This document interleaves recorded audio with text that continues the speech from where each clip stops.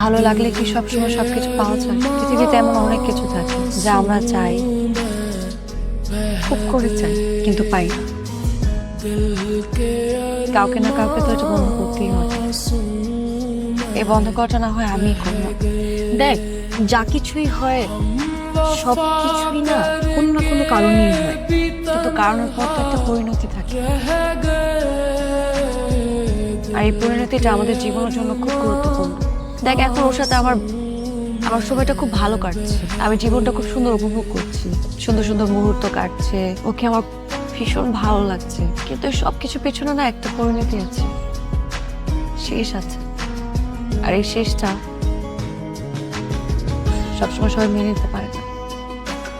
আচ্ছা দোস্ত, তোর কি মনে হয় আমি কি অয়নকে ভুলতে পারবো? দোস্ত, এই প্রশ্নের উত্তরটা না তুই ভালো জানিস। So, দেখ, কি করতে